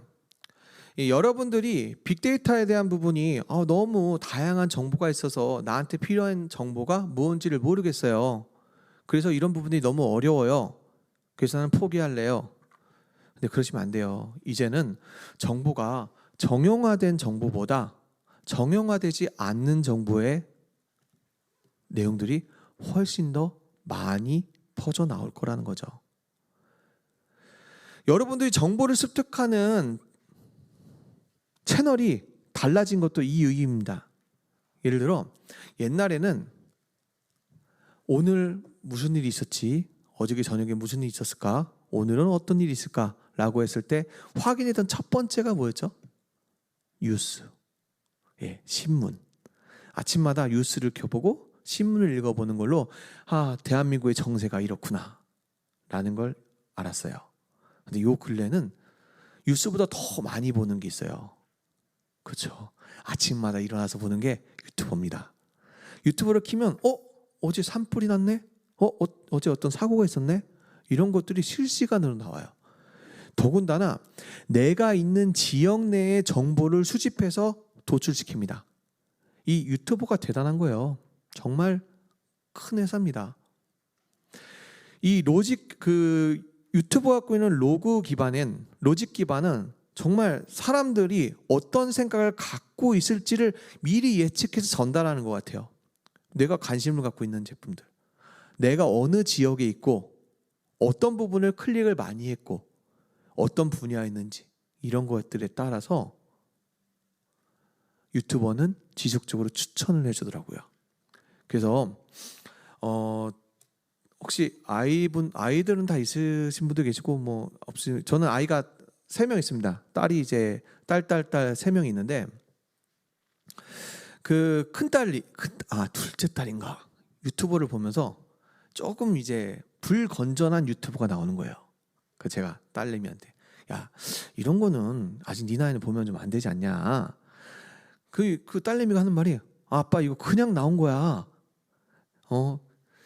알고 보니 이제 검색 키워드 안에서 그 아이들이 쓰는 용어의 검색 키워드와 그리고 성인들이 쓰는 검색 키워드에 중복된 키워드들이 있더라고요. 근데 그 일부 키워드들이 그 아이들이 보기에 부적절한 키워드의 내용들이 같이 포함되어 나오는 거예요. 그래서 좀 이제 그런 선정적인 것들은 이제 유튜브에서 못 보게 막을 수가 있더라고요. 키워드 그 퀴즈 무슨 이제 락을 걸어놓는 그 다 막았죠. 그런 것처럼 요즘 정보가 너무 다양하게, 너무 쉽게, 너무 빠르게 번져나가고 있어요. 나는 확실한 정보만 얻을 거야. 정형 데이터만 난 추구할 거야. 그렇게 하기는 시대를 너무 뒤쳐서 살 수밖에 없다라는 거죠. 그래서 여러분들이 반드시 난 정형 데이터만이 믿을 수 있어 라는 것보단 반정형이나 비정형 데이터 또한도 다양하게 수집하고 분석하고 검증하고, 그리고 제가 자주 얘기 드린 정보의 출처와 정보를 전달하는 사람의 목적을 파악하면 조금 더 정보에 대한 가치를 높일 수 있는 방법이 되지 않을까 생각됩니다.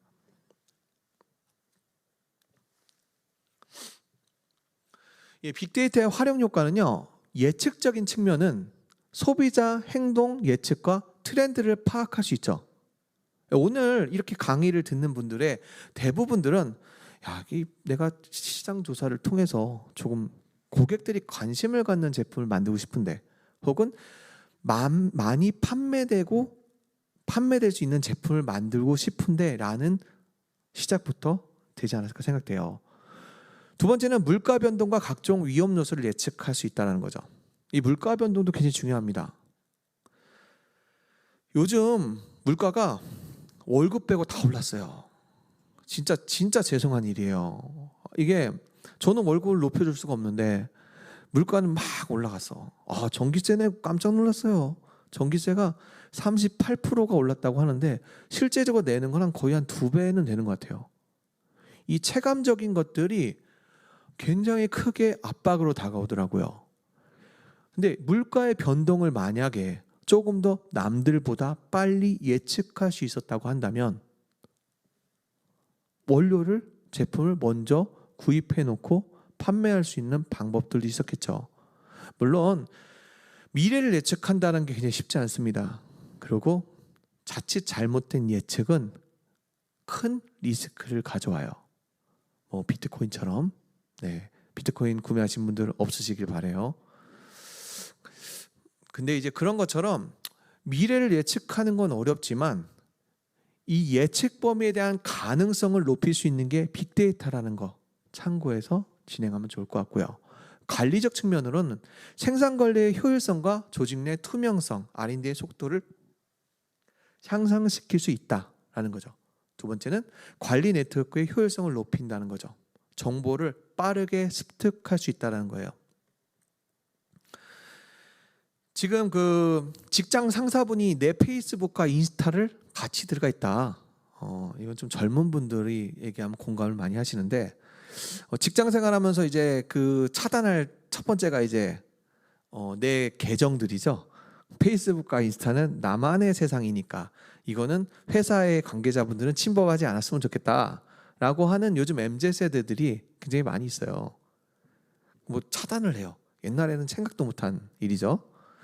근데 그런 것처럼 나만의 개인 정보들을 많이 올리는 채널들을 어떻게든 간에 부집어내고 들어가 보면 정보들을 조금 더 쉽고 명확하게 파악할 수 있다는 거죠. 문제점들을요. 혹시 블라인드라는 웹을 본 적 있으세요? 블라인드?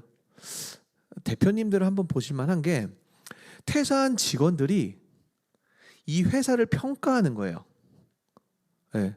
들어가 보면 정말 다양한 사람들이 있습니다. 그 사람들이 이 회사를 나오고 나서 이 회사는 어떤 것 같아? 이런 게 좋은 것 같고 이런 게 나쁜 것 같아. 이런 것들을 남기는 글인데요. 그런 분들이 남기는 내용들을 보고 가슴이 아플 수는 있지만 그래도 이 회사가 어떤 부분이 부족하다라는 것을 판단해 볼 수 있는 하나의 계기도 될 수 있겠죠. 그러니까 정보가 너무 많아요. 정보를 습득할 수 있는 채널들을 찾는 게 일이지만 이 정보를 찾아서 활용할 수 있는 방법들은 무궁무진하게 많습니다. 판매적인 부분이나 관리적인 부분이나 다양하게요.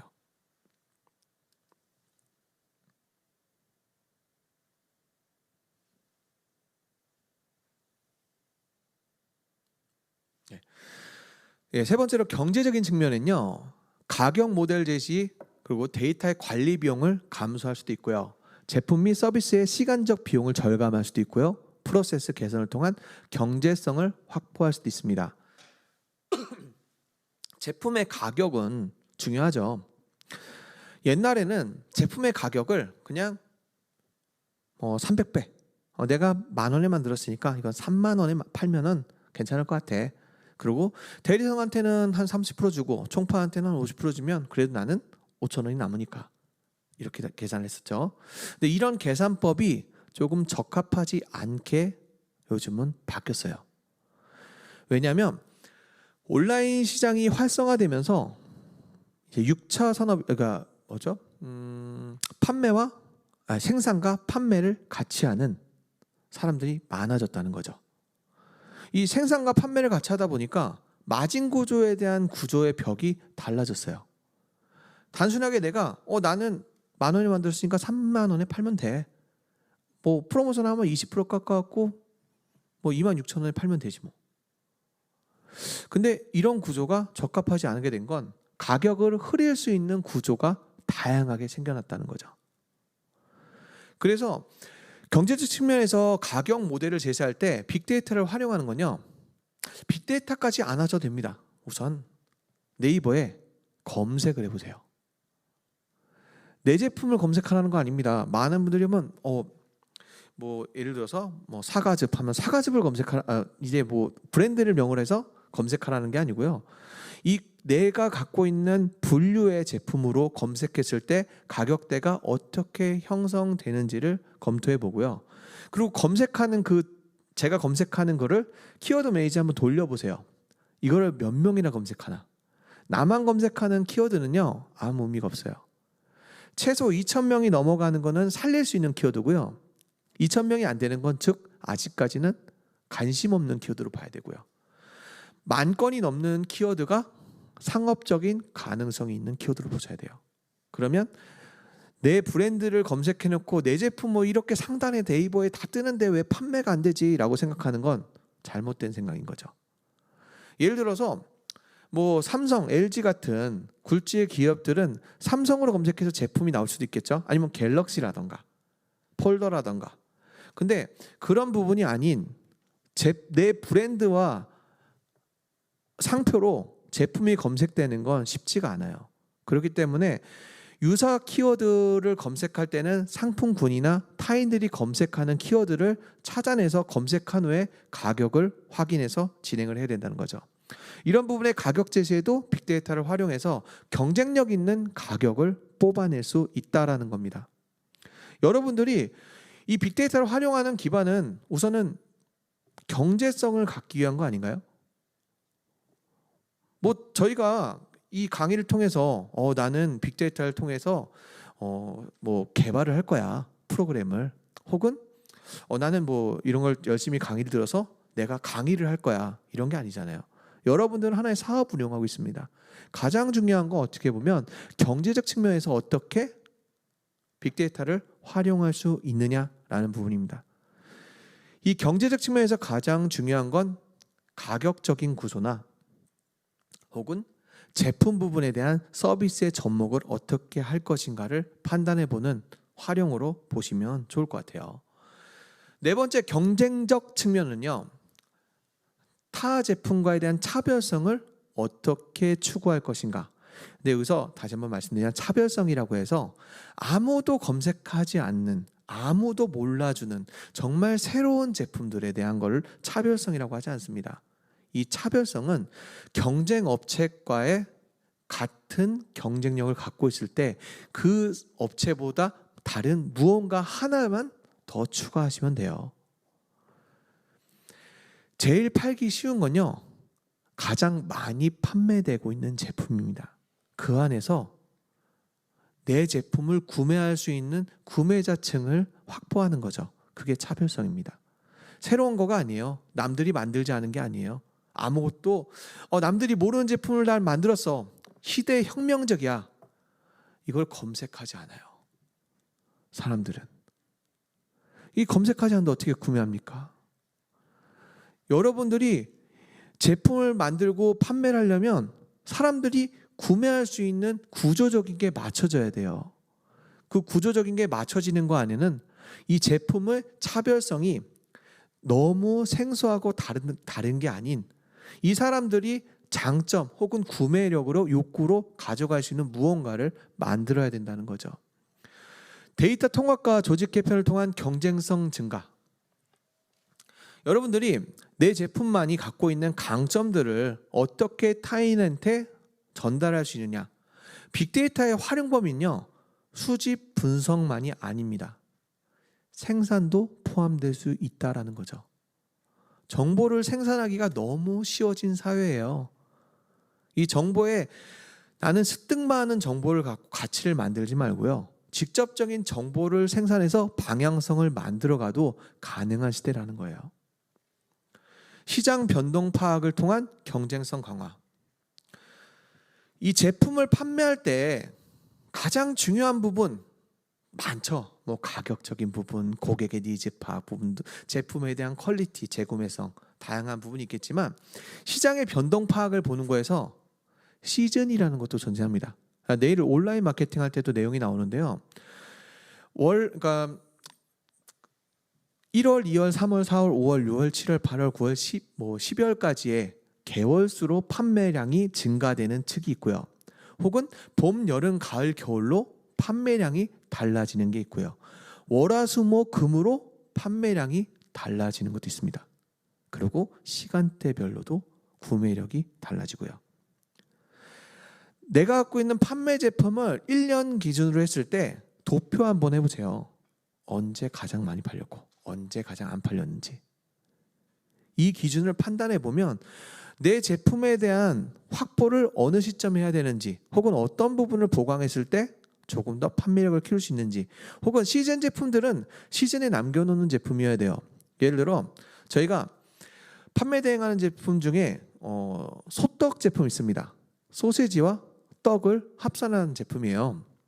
이게 한 달에 1억 정도 나가요. 저희 손에서 매달 온라인 판매로. 근데 비시즌 때는 2천만 원도 안 나가요.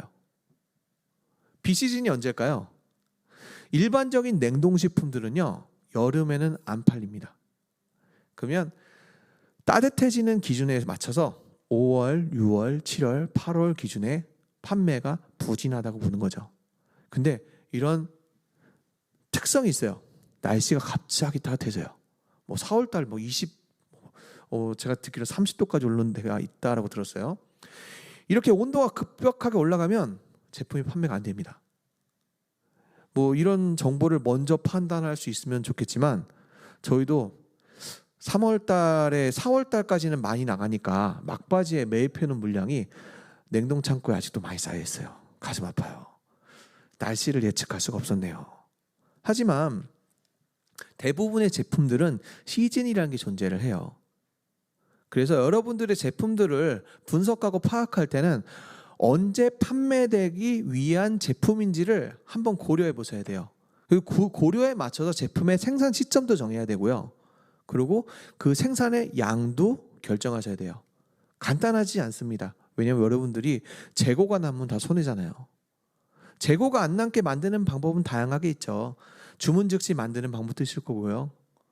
하지만 그 안에 따른 단점들도 존재해요. 다량의 주문이 들어왔을 때 소화할 수가 없어요. 예전에 그런 적이 있어요. 수제 약과, 수제 약과가 처음에 이제 한 달 혼자서 만드신대요. 그래서 매달마다 뭐 하루에 한 달에 뭐 이제 한 300만 원, 500만 원 이렇게 만드시면서 판매하던 제품이었어요. 근데 이 수제 약과를 저희가 이제 그 전남 쪽에 있는 업체였는데 마케팅을 판매해서 그 추석 때 7월 달부터 해서 보통 마케팅이 3개월 전부터 들어가거든요. 한 6, 7월 달부터 해서 제품들을 검색해서 노출을 좀 잡아놓고 판매를 했는데 추석 때 7천만 원어치가 나왔어요. 근데 문제는 뭐냐면 생산을 못 하시는 거예요. 그만큼의 양을. 그래서 이 생산하고 배송하는 데까지 정말 너무 힘들었어요. 물론 다 배송은 했어요, 결과적으로는. 근데 그 사장님이 너무 힘드셨나 봐요. 나는 온라인 판매 이렇게 시즌 판매보다는 그냥 매달 나가는 정도, 꾸준하게 나가는 정도가 나는 좋다. 이게 사람을 또 급작스럽게 또 모아갖고 끌어오고 원료 매입하고 이런 이 계획이 안 된 부분들을 갖고 오다 보니까 이 매출이 많아도 너무 힘들고 지치고 돈도 안 남는 것 같더라. 이렇게 되더라고요. 그런 것처럼 이 제품 부분에 대한 수요와 예측 범위는 사전에 해놓고 접근하는 게 용이한 거죠. 처음부터 저희가 이거는 생산이 불가능한 제품이야 라고 했으면 그렇게 마케팅도 못했겠죠. 근데 대표님은 나가봐야 얼마 뭐 두세 배 나가겠지 뭐 이런 정도였던 것 같아요. 그런 것처럼 이 빅데이터를 형성함으로써 이 제품 부분이 어떻게 판매될 거고 어떤 가치를 형성할 건지를 사전에 일정량 목표를 갖고 예측할 수 있다고 한다면 좀 더 공격적인 마케팅이 가능하고 리스크를 조금 더 줄일 수 있는 방법들도 생겨나지 않을까 생각됩니다. 대응적 측면으로는요. 조직 내 경영상의 리스크 대처 능력, 비정형 데이터의 처리 능력 강화, 고객 요구사항에 대한 신속한 대응.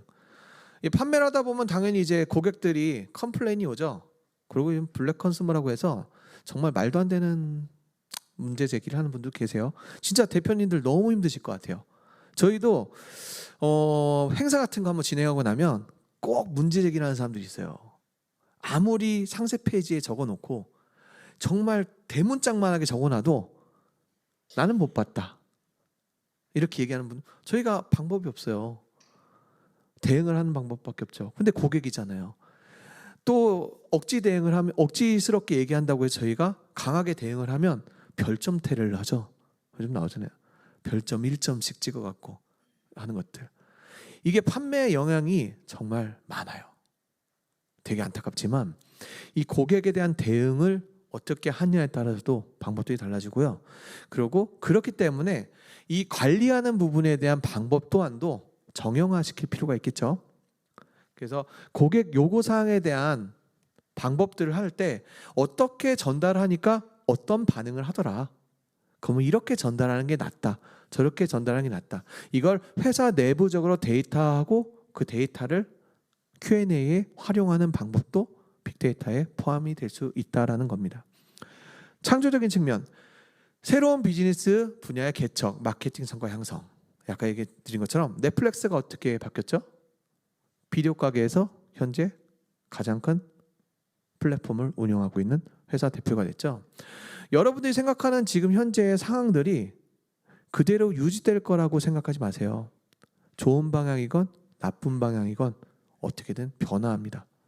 여러분들이 멈춰 있다는 것은 그대로 유지하기 위한 게 아닌 안 좋은 방향으로 퇴보할 수 있는 가능성이 높다라는 거예요. 여러분들이 창조적인 생각을 가져야 되는 거, 새로운 시대에 대한 필요한 정보들을 습득해야 되는 이유들은 시대는 빠르게 변하고 있고 그 변화에서는 성장하는 사람과 퇴보하는 사람이 존재할 수밖에 없는 경쟁사회라는 거죠. 이런 경쟁사회에서 여러분들이 살아남기 위해서는 새로운 비즈니스가 계속적으로 도출되지 않으면 어렵다는 겁니다.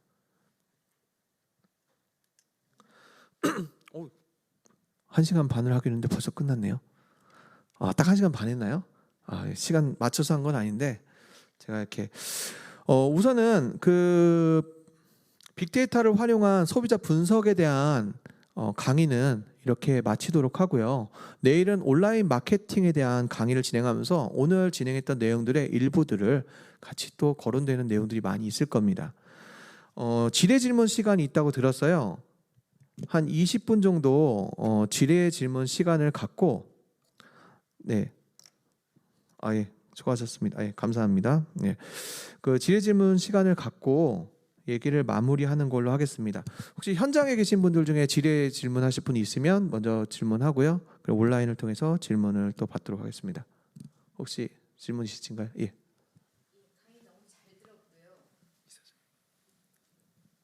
예, 강의 너무 잘 들었습니다. 설명이 아주 충분히 잘 해주셨고요.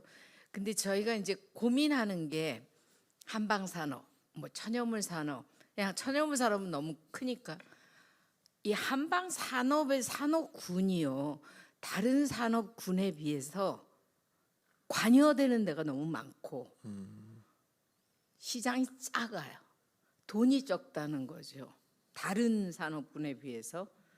그래서 그런 거에 대한 문제도 다음 시간에, 그러니까 저희가 예를 들면 뭐 대학생을 상대하는 것과 중학생, 고등학생을 상대하는 것 틀리듯이 산업군에 따른 그런 그것이 좀 차별화돼서 저희한테 설명을 해주시면, 너무 어려운 질문인 거는 아는데 한방산업이라는 산업군 자체에 아주 이상하게 그 특징이 그렇게 쉽지는 않은 것 같아서, 혹시 다른 면에서 보는 산업군의 어떤 그 성격을 캐치하신 거에서 저희한테 조언 좀 해주셨으면 합니다.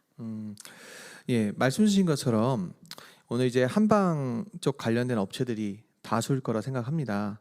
근데 이제 마케팅을 진행할 때는 두 가지를 크게 보는데요. 하나는 원료적인 마케팅을 보는 경우도 있고요. 지금 이제 한방이라는 원료의 마케팅을 보다 보니까 이 시장 자체가 좀 함축적일 수 있다라고 볼 수 있는 것 같아요. 근데 이 마케팅을 원료 마케팅으로 풀지 말고 효능 효과에 대한 마케팅으로 푸는 방법도 있다고 생각을 해요. 그러면 조금 더 시장을 확대해 볼 수 있는 가능성이 높다라는 거죠. 앞서 얘기한 것처럼 뭐 속쓰림 개선제에 대한 시장 부분이 코로나 기간 동안에 많은 인기를 누렸다. 그렇다고 한다면 이 원료를 나타내는 게 아니고 속쓰림에 효과적인 제품 부분들을 한방에서 찾아서 접근해 보는 방법도 있지 않을까 생각이 되고요. 그리고 뭐 한방 부분으로 성공한 업체들 많이 있지 않나요? 예전에 그 호감보 생산회사가 제천이 아니었나요? 호감보?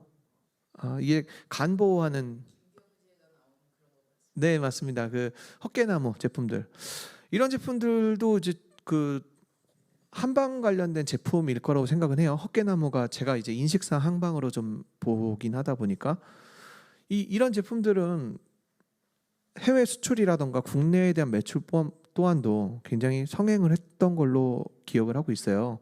제가 알기로는 면세점 판매 1,000억대를 했다고 제가 들었었는데, 그 뭐 판매 수익의 80% 90%가 이제 중국 사람이었던 부분도 있었지만, 예, 그런 부분들을 좀 고려해서 원료적인 부분으로 함축하기보다는 시장적인 부분에 대해서 수요자가 원하는 이제 효능이나 기능, 효과, 그 트렌드에 맞춰진 방향성을 갖는다고 한다면 시장이 조금 더 넓게 볼 수 있을 것 같아요.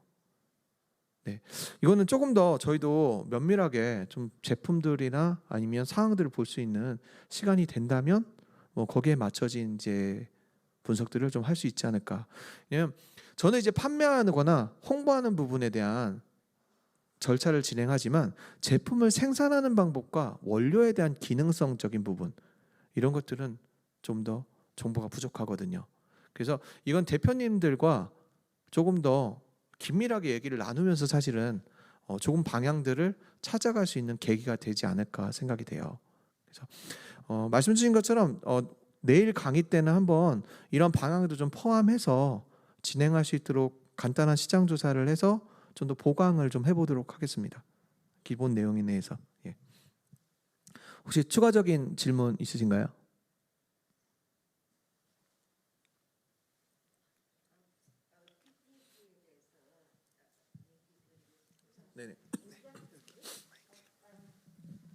우리 같은 업체는 작은 소규모 업체인데 뭐 컴퓨터나 이런 거를 활용해서 데이터를 정리하는 게 아니라 수기로 다 해요. 네. 그것도 많이 모아놓으면 빅데이터 되겠네요. 몇십 년 모은 그게.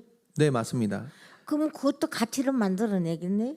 비정형 데이터라고 설명드렸듯이 네. 정형화된 데이터라고 보지는 않고요. 빅데이터는 정형화되지 않는 데이터 또한도 데이터로 확인할 수 있고요.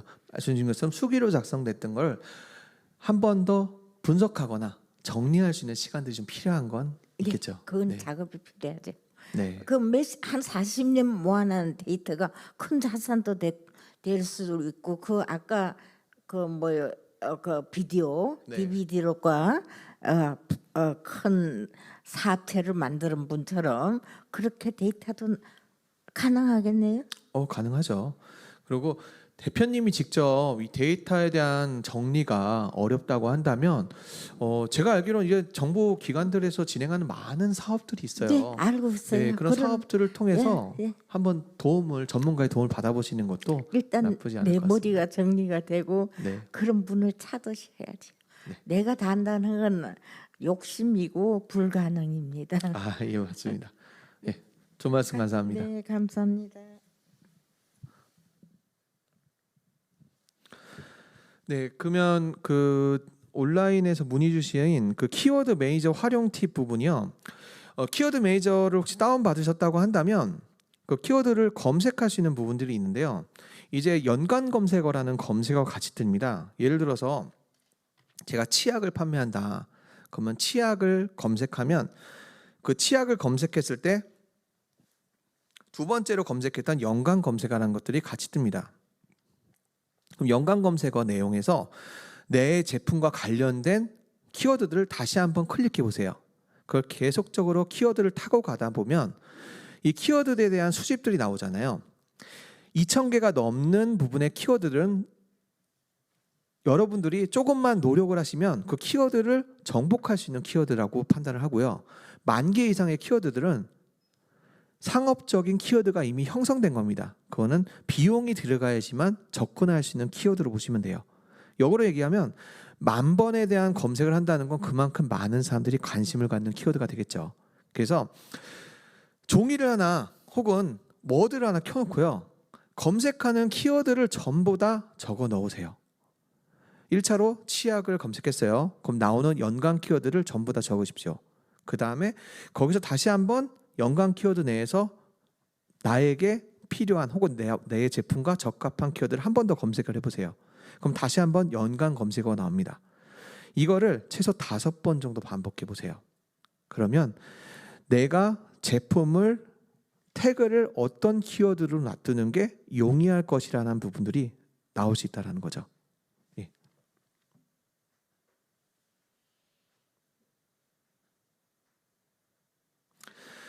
네, 쿠팡 광고 부분, 정말 굉장히 어려운 그 CPC 광고에서 가장 난이도가 높고 비용이 많이 들어가는 광고긴 해요. 이제 쿠팡 그 광고는 이 등급에 따라 다르고요. MD가 상단 노출의 기준에 다르고 또 기본적으로는 로켓 배송과 제트 배송에 따른 제품을 우선시하는 기준이 있습니다. 그래서 쿠팡에 아마 문의하셔도 뭐 해결이 잘 쉽지는 않을 거예요. 이제 쿠팡 쪽에서 얘기하는 건 로직 기반으로 그냥 프로그램을 운영되는 겁니다. 우리는 이 노출을 했어요. 엑셀표 하나 보내놓고 워드 문서 하나 보내놓고 이제 마무리를 해요. 그래서 쿠팡 부분의 상단 노출을 기대하는 거는 제가 보기에는 좀 비효율적이에요. 그 차라리 네이버 스토어를 통해서 상단 노출을 잡아주는 게 조금 더 로직을 관리하기가 편합니다. 이 쿠팡은 활용하는 방법 로켓 배송이나 제트 배송에 대한 입점을 통해서 진행하는 게 용이하고요. 조금 가장 좋기로는 쿠팡의 수요율이 높다. 그럼 PG 상품 부분으로 접근하는 게 조금 더 용이하실 거예요. 이제 쿠팡 부분은 저희도 자주 활용하는 부분들은 저희도 CPC 광고를 많이 했는데 이 CPC 광고 부분에 대한 효과를 얻기가 되게 애매했어요. 그리고 이 효과 부분이 어떻게 노출됐는지의 도출표도 제공하지 못하더라고요. 그래서 말씀드린 것처럼 쿠팡 광고에 대한 부분을 진행하는 것보단 로켓이나 혹은 제트 배송을 통해서 이제 구매에 대한 이제 링크를 갈고 블로그 광고를 해서 자체 홍보를 하는 게 좀 더 용이하지 않을까 생각이 되고요. 공격적으로 진행한다고 한다면 차라리 이제 제트 배송으로 접근하시는 게 조금 나을 것 같습니다. 아, 예, 반갑습니다. 예, 저희 이번에 넉넉한 사람들, 예, 반갑습니다. 예. 그래서 쿠팡 부분은 해결이 안 되신다고 하면 제 생각에는 답변을 정확하게 얻긴 좀 어려워질 것 같아요. 그래서 저희라고 한다면 이제 로켓이나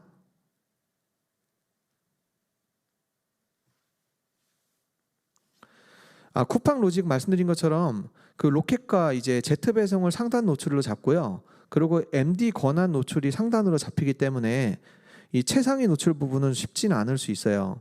일반적으로 이제 리스팅 광고처럼 그 쿠팡 광고는 CPC 광고지만 리스팅 광고처럼 보시는 게 좋거든요. 한 페이지 내에서 상단 노출을 한다는 것이 최상위 노출을 진행한다는 거가 어려울 수 있다고 보시는 게 맞습니다.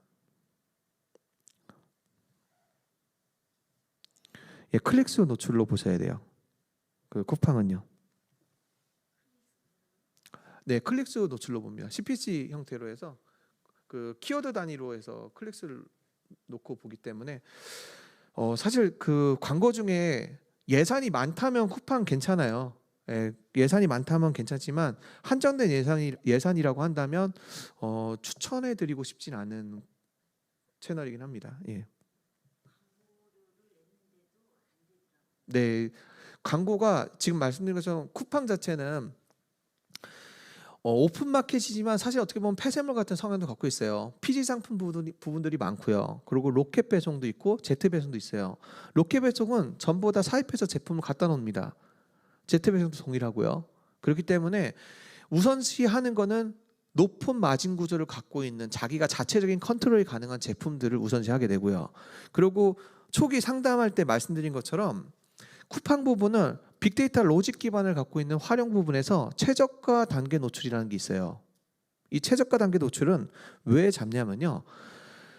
저희가 수수료로 단순하게 1,000원에 놨으니까 1,000원 수수료 15% 빼고 쿠폰 붙느냐 안 붙느냐 이렇게 해갖고 저희가 잡는 게 아니고요.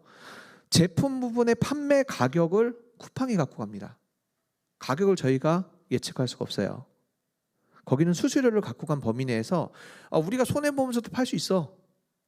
혹은 내가 이만큼 이익 보면서 팔 수 있어. 이런 구조가 나온다는 거죠.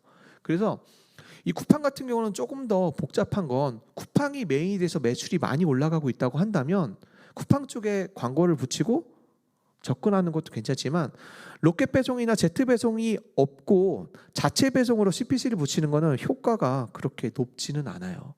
말씀드린 가장 저렴하고 효과를 볼 수 있는 건 네이버 혹은 차라리 지마켓이나 옥션 11번가를 통해서 노출을 시키는 게 조금 더 효율적일 수 있습니다.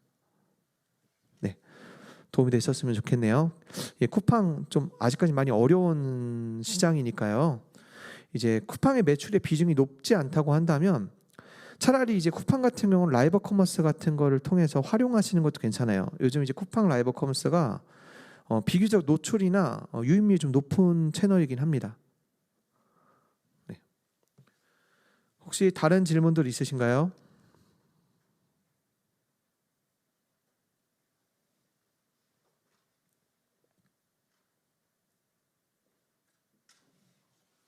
네, 예, 질문이 이제 없는 관계로 이만 강의는 마무리하도록 하겠습니다. 예, 오늘 강의 즐겁게 들으셨길 바라고요. 내일은 온라인 마케팅 강의 진행하는 부분도 조금 더 사례 중심으로 좀 더 편하게 좀 들을 수 있도록 노력하겠습니다. 수고하셨습니다.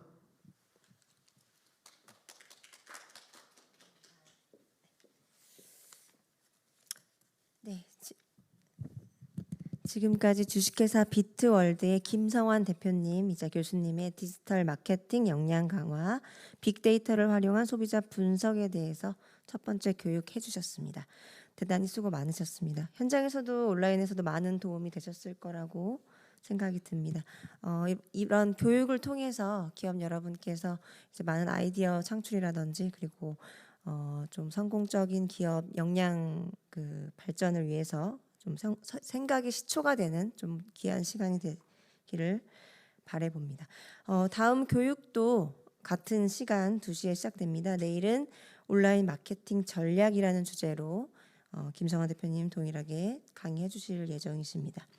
아직 출석 체크 안 해주신 분 계시면 지금 바로 좀 해주시고요. 네.